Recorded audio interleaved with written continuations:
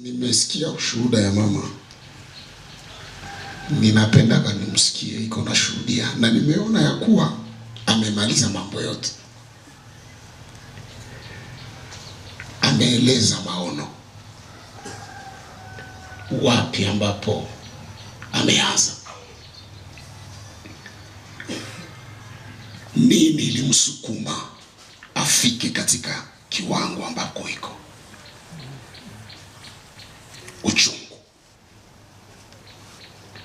Uchungu na shida ambayo mtu anaweza kuona katika mazingira, katika kufunza habari kuhusu maono. Inasema needs ambazo zinaonekana katika mazingira inazaa uchungu ndani ya moyo, na katika hiyo uchungu Mungu anajenga mambo fulani ndani ya mwanadamu kwa ajili ya kuleta suluhisho kwa hii shida. Maana yake maono yanakuja kwa mtu mmoja, lakini ni kwa ajili ya kuleta suluhisho kwa watu wote. Lakini hiyo maono ni picha ambayo iko clear, ambayo iko wazi, ambayo iko ndani ya akili ya jambo ambayo itakayokuja. 25 ans de persévérance, 25 ans de détermination.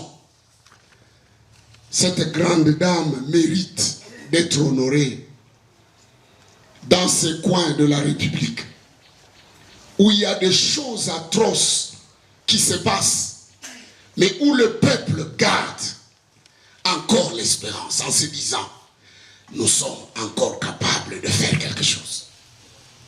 Nous allons acclamer le Seigneur. Nous allons acclamer le Seigneur. Là où il y a le courage, là où il y a la détermination, là où il y a la patience, là où il y a la constance, il y a la vie, bien-aimé. Naitwa Valeri Kitwana Shibari, natoka Goma. Niko mnyanga wa Walikali. Kule chini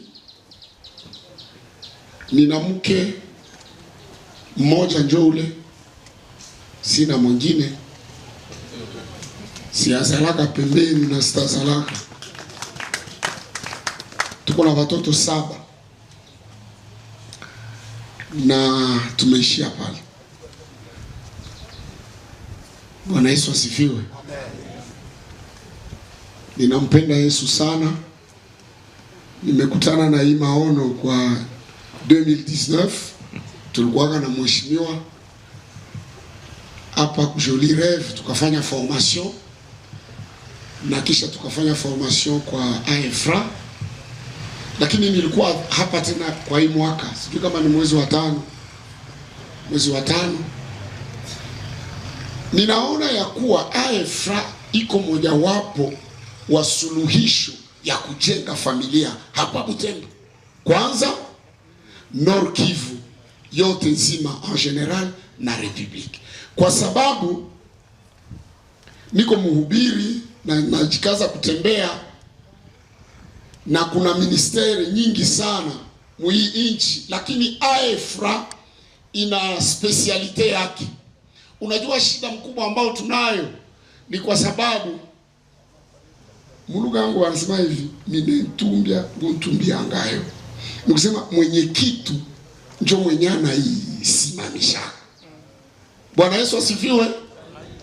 Ni kusema huyu mama angekuwa na station hapa sasa vile Jos Meya anakuwa na station na iko anaongea na watu wote wako wanamfuata, kama jamaa za Equateur, za Lubumbashi, za Kasai, sijue za wapi, ziko zinapona. Ni kusema simama kwanza. Usimame. Mimi nishawaambia kama niko mnyanga. Ni kusema baisha nielewa. Bamejua kama sisi tunasemaka.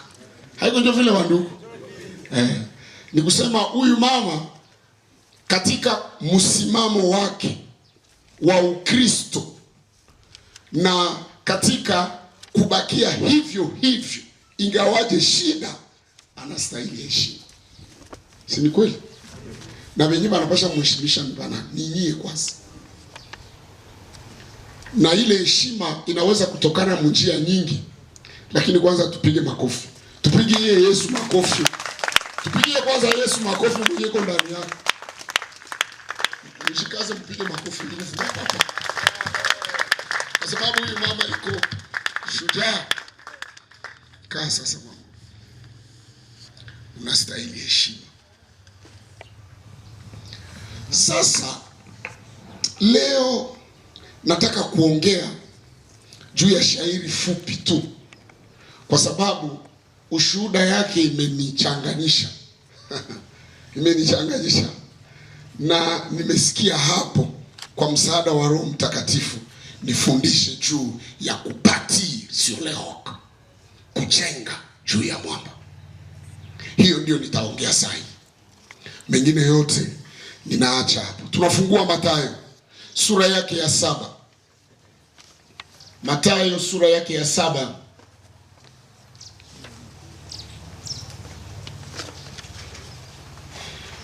Donc nous allons lire Matthieu chapitre 7 verset 24. Il français iko mzuri.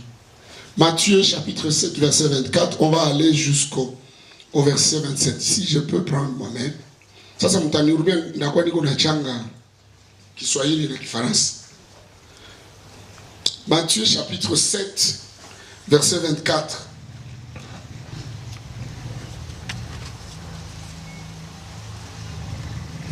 Ainsi, 7, 24.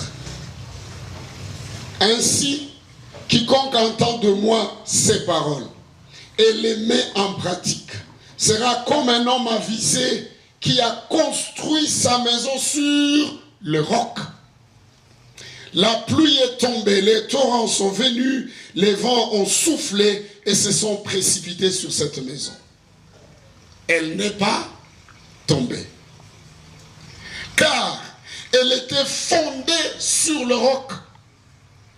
Mais quiconque entend de moi ces paroles et ne les met pas en pratique sera comme un fou. Comme qui?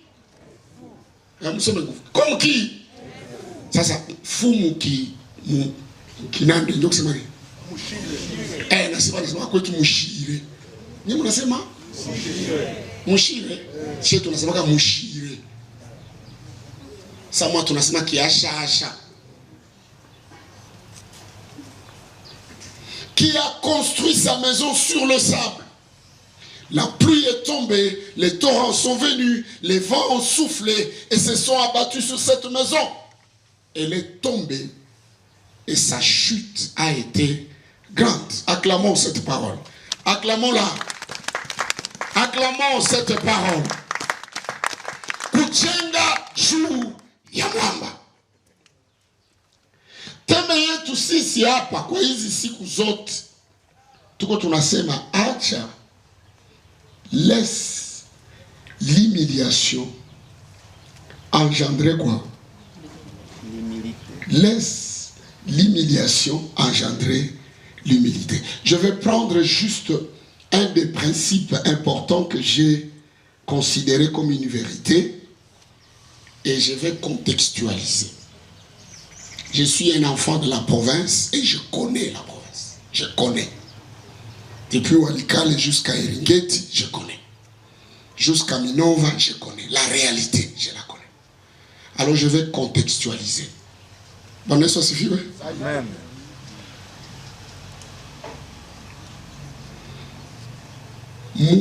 Mafunzo hii ya item nilisema principe moja ambayo iko vérité biblique. Inasema notre situation de malheur, notre situation de rejet, notre situation, je contextualise, notre situation où on est en train de nous égorger, où on est en train de brûler nos véhicules. Cette situation va passer. Cette situation ne sera pas définitive.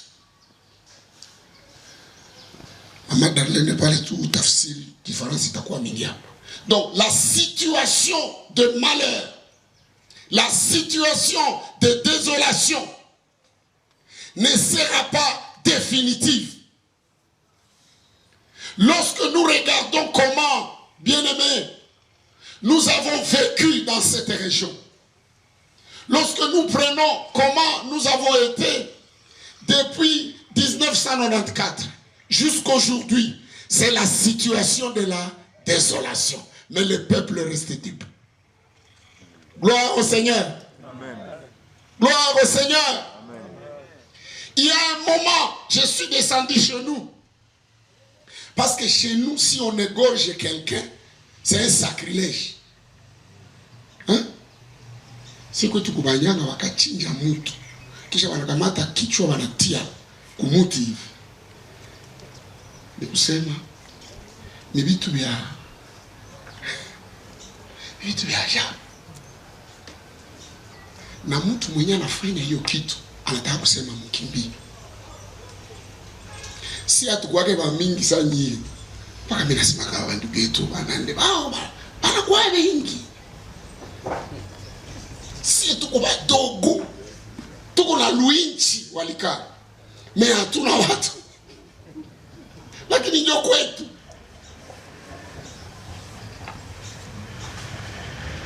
Mais le peuple s'est mis debout et a crié auprès du Seigneur pour dire cette situation ne doit pas perdurer. Na wakakimbia wote. Mtu anaanza tembea usiku na mchana kwetu. Pour dire la situation du malheur est passager. Mpatie mwenzako mkono mwambie vile. La situation du malheur est passager. Na unafua mkono hivi est passager. Fanya mkono vile. Passager. Dans le contexte ici de cette célébration de 25 ans de AFRA, maman est en train de nous dire c'est possible que la situation de malheur dans la famille puisse devenir la situation de bonheur. C'est possible, n'est-ce pas? Dieu benye maman qu'on a tuambia. Na mimi namwangalia kwa mama, nashangala.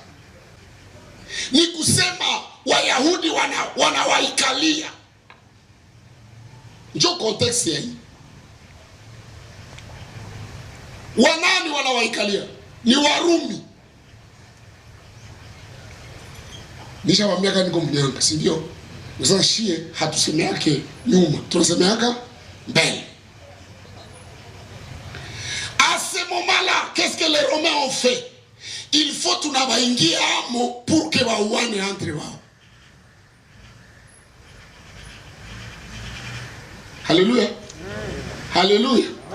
Ils ont pris les pharisiens, ils leur ont donné des avantages. Ils ont pris les sadducéens, ils ont leur donné l'avantage. Ils ont même comploté avec Hérode, parce qu'Hérode n'est pas juif. Il n'est pas juif. Il est ennemi des juifs, mais il est devenu leur roi par tricherie. Niko nataka kuambia hivi, kwa kutoka katika hali ya kuzaraulika, tujue nani ni nani. Inaingia ile? Ile inaingia?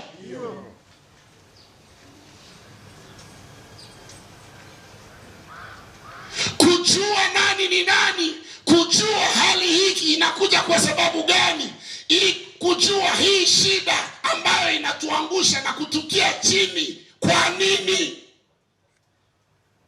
ni ya lazima. Kwa upendo wa Mungu, Mungu akatuma Yesu Kristo. Akaja, akazaliwa katika hali ya kuzaraulika, hali ya kupondwa.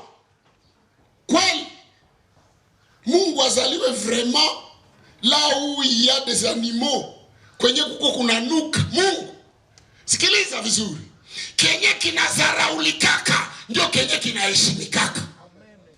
Moja hii. Pili, la clé de votre bonheur et de votre élévation est entre les mains de votre ennemi. N'oublie jamais ça, maman.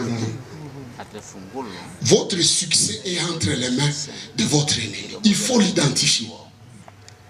Il ne faut jamais vivre dans ce monde sans identifier quel est votre ennemi, quel est votre adversaire et quel est votre fanatique. Ce sont trois personnes dangereuses.